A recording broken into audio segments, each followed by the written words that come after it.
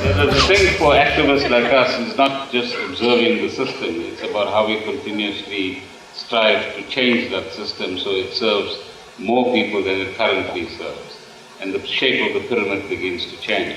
So I suppose we both activists, and there are many others I'm sure in the audience, who are trying to create this better world, using different routes, different methods, but with the same aspiration. In the last 20 years, I have focused a lot on the business leaders in the world because those 1,200 people who gather at the Economic Forum, they control almost 80% of the world's economy. If their minds and hearts changed a bit, things would change. When in India they introduced what is called as corporate social responsibility, 2% extra tax, of all the people, I benefit from that because our schools, our medical things in the rural areas, everything gets funded by this corporate responsibility. But I said this is not good.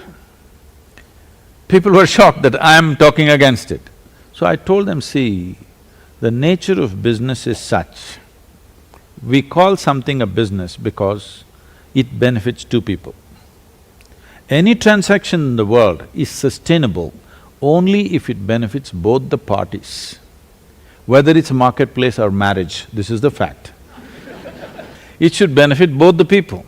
If you create any model which does not benefit both the parties, you cannot sustain it, you have to constantly give it injections. So, the only good thing about the market economy is this, that there is competition and competition.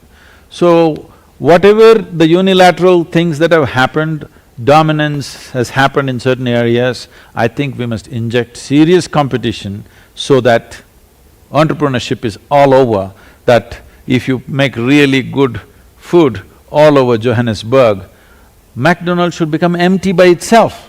You should not try to close it down. If you try to close it down, then it becomes a different process that you cannot control. When I don't like you, I will want to close you down, that will lead to a completely different spiral. So, the business leaders, if their way of looking at life changes, then you can, instead of making a whole lot of money, billions of dollars and then contributing to some cause, you can structure your business in such a way that every customer is in some way a partner with you. So we thought of mooting a fund where we said we call this 1%.com, we started at that time, the Economic Forum was very active. Later on, because the 2008 recession, everybody backed out of that. So this is something that I brought in, I said, if we can convince all the governments, at that time it was very close, we had spoken to people, whatever you spend on your military, 1% of that you contribute to this. And here, the top-level business brains will sit on it and see how to do business in those societies which are impoverished, where proper businesses cannot go and make profit. So you give them very soft loans, almost 0% interest or 1% interest, 20 years, but you have to do business in that area where nobody wants to do business right now because it's not profitable, because money is expensive, they don't want to do business there. So very low-cost money you give them so that they can do business, so that there's entrepreneurship all over the place. I think that's the only way to fix it. Is it the best thing? I don't think so at all. But is there a better option? I don't see any.